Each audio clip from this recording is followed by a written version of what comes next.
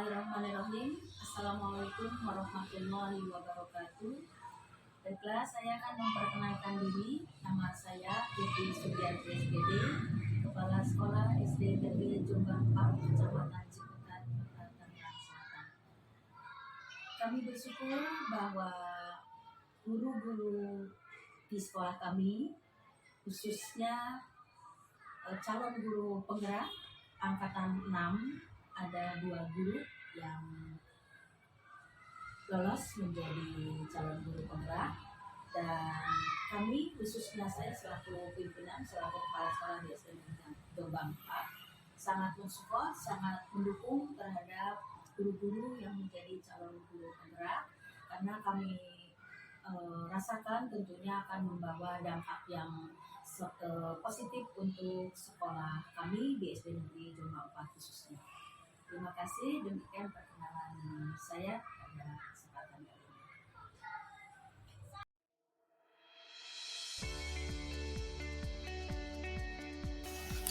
Assalamualaikum warahmatullahi wabarakatuh. Selamat pagi Ibu Tuti. Hari ini kita akan melakukan wawancara tentang proses pengambilan keputusan berdasarkan nilai-nilai kebajikan universal di lingkungan sekolah. Selama ini, bagaimana cara Ibu mengidentifikasi kasus-kasus yang merupakan dilema etika atau bujukan moral?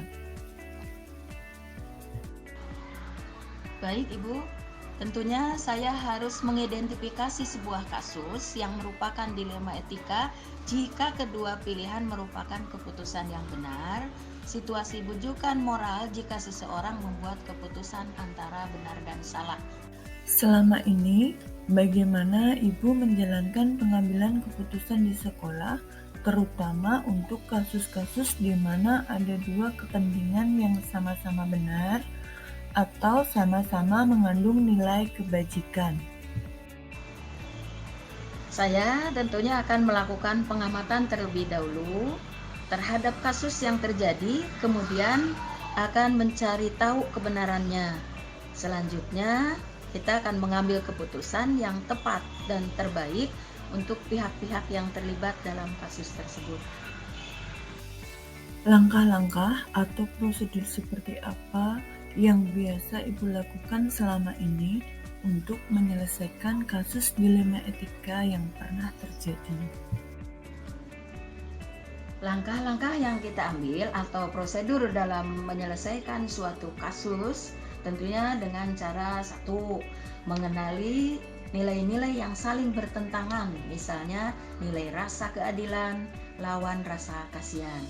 2, mencari tahu siapa saja pihak-pihak yang terlibat dalam situasi tersebut. Yang 3, mengumpulkan fakta-fakta yang nantinya akan relevan dengan situasi yang terjadi. 4, selanjutnya berdiskusi dengan rekan-rekan guru untuk mencarikan penyelesaian yang terbaik serta menganalisis manfaat atas keputusan yang diambil.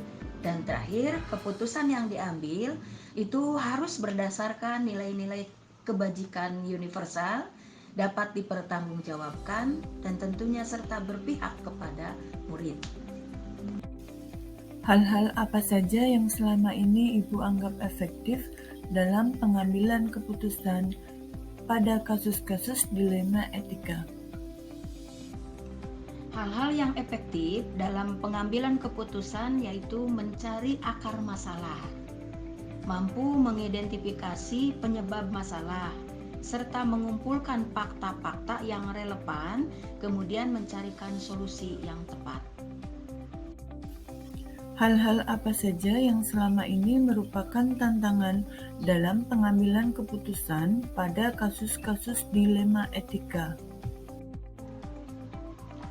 Hal yang selama ini menjadi tantangan dalam pengambilan keputusan yang berkaitan dengan dilema etika yaitu hal-hal yang bertentangan dengan peraturan atau hukum, berbasis rasa peduli. Salah satu kasus seorang murid kelas 5 yang sering tidak masuk sekolah, berperilaku tidak sopan saat di kelas, sering jahil terhadap teman-temannya, sering berbicara kotor, sering berpenampilan tidak rapi. Setelah dilakukan penyelidikan oleh wali kelas, ternyata siswa tersebut kurang mendapatkan perhatian karena kedua orang tuanya sibuk dengan pekerjaannya masing-masing.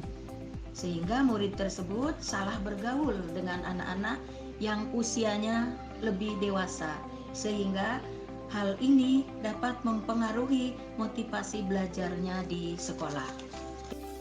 Apakah Ibu memiliki sebuah jadwal tertentu dalam sebuah penyelesaian kasus dilema etika? Apakah Ibu langsung menyelesaikan di tempat atau memiliki sebuah jadwal untuk menyelesaikannya? Bentuk atau prosedur seperti apa yang sudah Ibu jalankan? Dalam penyelesaian kasus dilema etika, saya akan berusaha menyelesaikan dengan segera agar kasus tersebut tidak berlarut-larut. Namun, terkadang ada permasalahan yang tidak bisa diselesaikan secara langsung dan tentu membutuhkan waktu untuk menyelesaikannya. Bagaimana caranya? Dengan cara berkomunikasi dengan orang tua, kemudian berkomunikasi dengan wali kelas khususnya dan juga dewan guru, dengan harapan ingin mendapatkan solusi terbaik untuk menyelesaikan masalah tersebut. Adakah seseorang atau faktor-faktor apa yang selama ini mempermudah atau membantu Ibu dalam pengambilan keputusan dalam kasus-kasus dilema etika? Faktor-faktor yang mempermudah saya dalam mengambil keputusan melalui sharing dengan pengawas tentunya sebagai pertimbangan atau masukan. Diskusi juga bersama komite sekolah, dewan guru dan staf, dan juga dengan wali murid. Dari semua hal yang telah disampaikan, pembelajaran apa yang dapat Ibu petik dari pengalaman Ibu mengambil keputusan dilema etika? Pembelajaran yang dapat saya petik dari pengalaman saya dalam mengambil sebuah keputusan dilema etika yaitu menambah wawasan saya dalam menyelesaikan kasus-kasus dilema etika serta menjadikan pembelajaran yang berharga di kemudian hari. Sebaik-baik manusia adalah yang mampu mengakui dan memperbaiki kesalahannya serta mampu membuat keputusan yang cepat, tepat, dan juga bijaksana. Insya Allah dengan kita berusaha, berikhtiar, dan mencarikan solusi yang terbaik, insya Allah mendapatkan hasil juga yang terbaik. Demikian, terima kasih.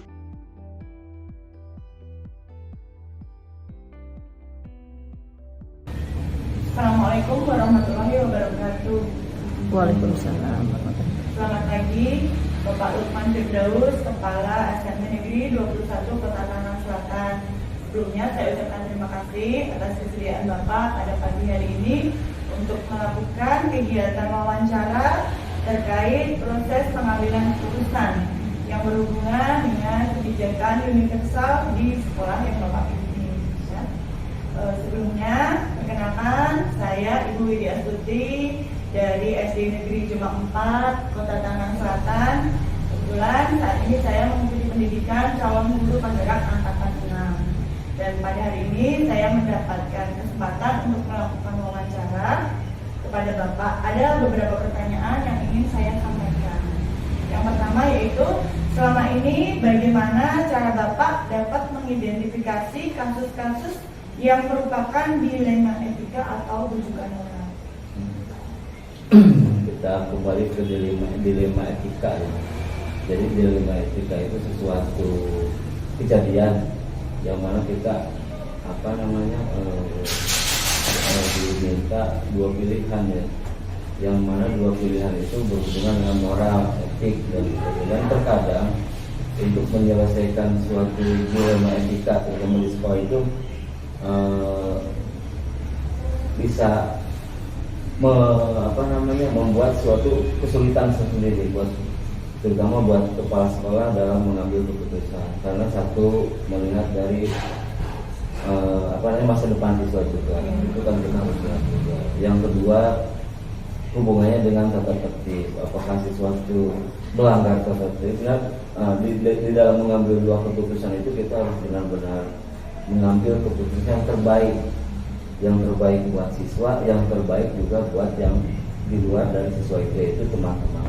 Jadi kita juga harus bijak gitu, jangan sampai ada juga kan terkadang begini, yang sedikit mengalahkan yang banyak, atau yang banyak tidak boleh dikalahkan dengan yang sedikit. Tapi kan itu umum. Tapi kalau dalam sesuatu yang lebih kecil lagi, itu kan banyak hal-hal yang harus kita pertimbangkan. Iya, Pak. Jadi dalam dilema etika itu keputusan kita harus mempertimbangkan banyak hal, ya, Pak, ya. Terutama kalau di sekolah adalah kepentingan duit, ya Pak. Baik, pertanyaan selanjutnya yaitu selama ini bagaimana Bapak menjalankan pengambilan keputusan di sekolah, terutama untuk kasus-kasus di mana ada dua kepentingan yang sama-sama mengandung nilai kebajikan, yang tadi dilema etika. Itu seperti apa? Bagaimana yang bisa Bapak lakukan? Terkadang ya kalau mengambil keputusan itu kalau secara moral perasaan benar gitu, tapi setelah dilempar atau misalnya digunakan dalam lingkungan, terkadang benar enggak mungkin kalau kata yang menerima keputusan itu. Tapi kalau misalnya kita sudah yakin, ya kalau sudah yakin, Langkah atau prosedur seperti apa sih yang biasa Bapak lakukan selama ini? ya itu tadi terbantu. Cuma kadang-kadang kan bertentangan ya dengan kadang-kadang kan saya kasih contoh seperti ini ya. Kemarin terjadi tawuran besar ya di Tangerang Selatan. Di sekolah itu tidak tidak mengambil keputusan sendiri. Yang pertama saya libatkan guru. Jadi berjenjang gitu. Pertama kalau ada suatu dilematika itu wali kelas dulu. Wali kelas kemudian ke BK. Di BK itu diolah wali kelas BK dengan pemanggilan orang tua, itu masih proses di BK. Nah, kemudian setelah itu di BK kemudian belum atau misalnya masih tidak keputusan akhir atau masih mentah misalnya gitu, kalau sudah berproses di sana baru membuat surat ke saya. Jadi saya itu ada kemudian ada berita kronologi kejadian, misalnya kalau tawuran, kalau apa itu harus ada kronologi kejadian, kemudian jamnya, harinya, foto dokumennya, kemudian dan biasanya di saya itu yang membuat kronologi kejadian itu siswa yang bersangkutan dengan berusaha. Jadi bukan ketik. Nanti kalau sudah ada bukti bahwa dia akan melakukan suatu kegiatan, nah dalam hal ini apabila siswa itu sudah merasa bahwa dia melakukan suatu kegiatan salah, kemudian merasa salah, yaitu mungkin akan lebih mudah lagi dalam menyelesaikan itu. Seandainya kalau misalnya tidak merasa salah, nah itu baru kita diskusikan. Pengambilan keputusan ini bukan berdasarkan diri sendiri bahwa saya sekolah tapi kolektif. Keputusan bersama gitu ya Pak. Terutama BK. Tadi ada kasus tawuran gitu ya Pak yang sampai tinggal ya di sekolah Bapak. Nah, dari kasus kejadian yang tadi Bapak ceritakan itu menurut Bapak hal-hal apa saja sih yang paling efektif dalam pengambilan keputusan? Misalnya dari kasus tadi ada tawuran, itu hal-hal apa sih yang menurut Bapak efektif untuk mengatasi kasus tersebut gitu yang paling efektif? Mengatasinya cukup rumit ya, karena kita juga harus meruntut ini siswa ini latar belakang seperti apa gitu. Tidak bisa instan misalnya.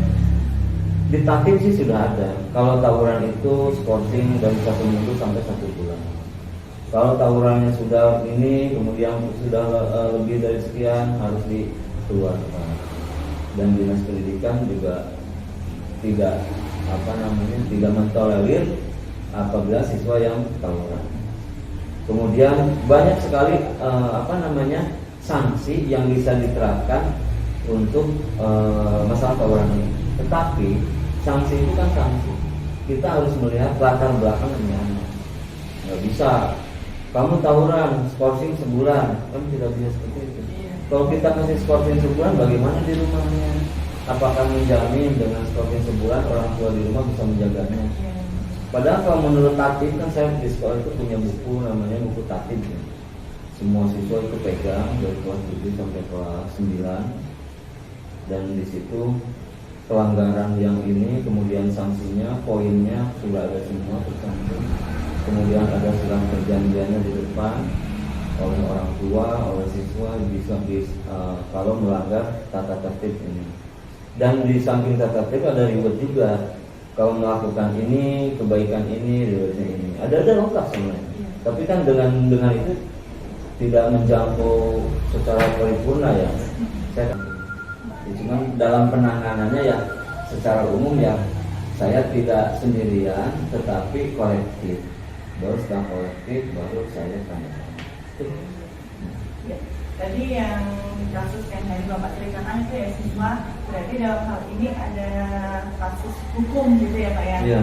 terlibat kasus hukum gitu ya. Nah menurut Bapak nih tantangan dalam pengambilan keputusan dari majelis etika yang menurut Bapak itu yang membuat Bapak paling dilema itu, misalnya tadi kan ada anak yang bermasalah, terutama yang terlibat dengan kasus hukum, itu merupakan salah satu contoh ya Pak. Apakah ada hal lain yang menjadi tantangan Bapak misalnya dalam mengambil satu keputusan yang berkaitan dengan dilema etika?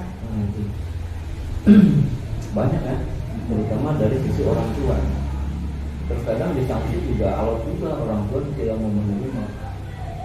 Atau misalnya pernah membawa orang luar, misalnya yang saudara atau siapa. Tetapi pada prinsipnya kalau saya dan teman-teman itu aturan tetap aturan ya. Siapapun yang ada di sekolah kami itu harus menaati tata tertib yang sudah dibuat oleh kami. Jadi berlatar belakang siapapun buat sekolah itu tidak masalah, karena tata tertib sudah ditandatangani di awal. Jadi pada prinsipnya memang mungkin ya manusiawi lah.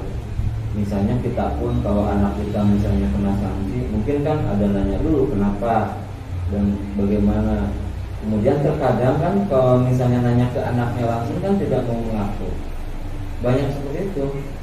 Misalnya padahal dia terlibat tapi ngaku saya enggak. Tapi kan kalau setelah dipertemukan dengan temannya, ada saksi, ada ini, terkadang kan anak juga tidak menolak dan orang tua juga menerima. Jadi digali dulu sebenarnya. Kalau tantangannya kebanyakan sih dari lingkungan langsung sama orang tua yang pada kaget dan tidak menyangka bahwa anaknya itu seperti itu. Itu aja. Iya, kalau orang tua anaknya di rumah baik-baik Baik-baik aja gitu saja, ya, Pak. ternyata membuat satu masalah yang cukup besar gitu ya di sekolah ternyata. Baik, nah tadi Bapak juga sudah menyampaikan ya penyelesaiannya secara langsung gitu ya Pak. Kan apakah ada jadwal gitu atau Bapak mungkin membuat jadwal untuk menyelesaikan suatu kasus dilema etika, ataukah misalnya ada suatu kejadian itu harus diselesaikan pada saat itu juga? Penyelesaiannya tergantung besar kecilnya masalah. Kalau yang masalah-masalah yang sederhana seperti terkadang kan kalau saya itu siswa itu harus ketemu dengan guru, ketemu dengan orang tua, ketemu siapapun yang lebih tua di sekolah itu wajib untuk salaman. Itu dilematika juga. Ada juga siswa misalnya ada orang tua siswa ngeloyor aja tidak salaman, kebetulan dilihat sama salah satu guru dipanggil. Nah, jangan begitu. Besok kalau kalian lebih tua harus salaman. Ya biarkan diselesaikan tuh hari ini. Tapi kalau kasus-kasus yang melibatkan sekolah luar, kemudian melibatkan polsek, melibatkan terkadang kan kalau pencurian dengan toko gitu ya, itu agak lumayan lama juga, tapi saya sih diusahakan 1 minggu sudah selesai, karena kasihan juga ini anak gitu. Terutama dengan hubungan dengan polsek. Kalau tawuran kan sekarang itu ditangkap langsung di polsek. Kalau bisa itu kalau di polsek itu malam itu juga kita datang ya. Malam itu juga pasti datang. Kalau tidak BK waktu kepala sekolah, kalau kebetulan pas kemarin itu karena saya sedang di sekolah, langsung saya juga ikut ke polsek supaya malam itu juga anak pulang. Karena sekarang kalau anak tawuran masyarakat nangkap itu langsung diserahkan ke polsek, diusahakan secepatnya selesai. Terima kasih Bapak. Ada pertanyaan lagi, apakah ada seseorang atau faktor-faktor itu yang bisa mempermudah Bapak untuk mengambil sebuah keputusan jika ada kasus-kasus dilema etika. Tadi kan Bapak udah sebutkan ada BK, kemudian ada waktu kepala sekolah, atau mungkin ada hal-hal atau faktor-faktor lain yang bisa mempermudah Bapak untuk mengambil keputusan. Itu banyak keputusan yang dipengaruhi oleh BK ya, bimbingan konseling, karena saya merasa yakin beliau-beliau itu mempelajari tentang hal-hal seperti itu. Jadi yang paling saya dengar, yang paling saya banyak analisis itu yang laporan dari BK. Karena mereka itu mempunyai prosedur dalam menyelesaikan masalah ini, prosedur SOP-nya seperti ini, yang ini seperti ini. Jadi BK itu udah apa? Apalagi saya punya guru BK ada 5 guru, besok nambah 2 lagi, jadi cukup. Rasionya kan 1 berbanding 150. Jadi saya memplot 1 guru BK untuk 150 siswa. Jadi siswa ini mempunyai masalah, berarti pamongnya guru ini. Jadi 150 siswa 1 guru BK.